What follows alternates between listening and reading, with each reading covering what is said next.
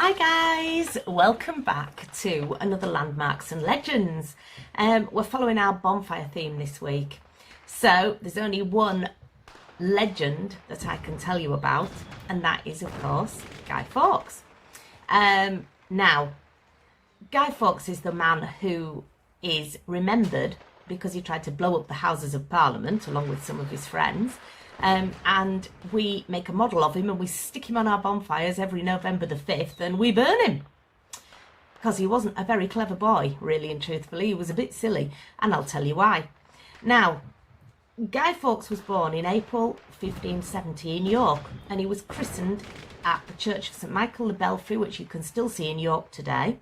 And he went to St Peter's School, also in York. So he was a local lad, really.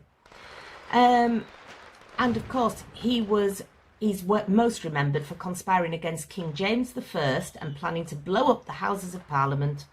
Now, during Elizabeth I's reign, it was a crime to follow the Catholic religion. But Fawkes converted to Catholicism in his teens, and he was probably influenced by his stepfather, who was also, he followed the Catholic religion. Now, in 1592, he joined the Catholic Spanish army and he fought the Protestant Dutch. He rose to captain and he changed his name to Guido, which was the Spanish form of his name. In 1604, Fawkes met Thomas Winter, a fellow Catholic, who encouraged Fawkes to join a group of conspirators who were plotting to kill King James I and replace him with a Catholic ruler.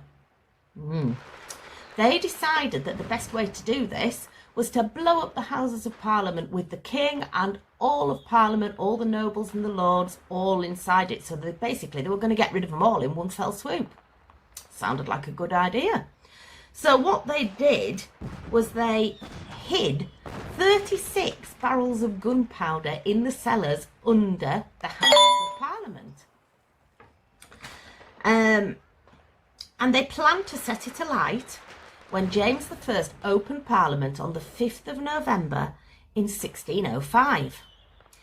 Now, this would have probably worked, but there was an anonymous letter sent to one of the lords that would have been in Parliament on that day, and it warned that lord that he needed to stay away from Parliament if he valued his life.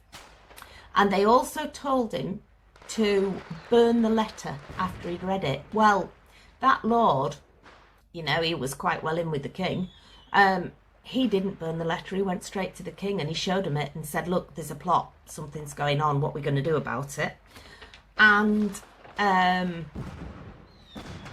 Parliament, of course, was searched on the day that they were plotting to blow it up, and Guy Fawkes, unfortunately, was the one who was guarding the barrels of gunpowder on that day, and the king's men found him and they arrested him and they imprisoned him in the Tower of London, and basically he was tortured until he admitted his part in the plot and he named the other conspirators in the plot along with him.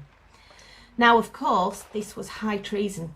Anything where you were plotting to kill the king was absolutely high treason, and in those days he was sentenced to death straight away, and he was sentenced to die by being hung, drawn and quartered, which wasn't very nice and was a typical traitor's death in those days.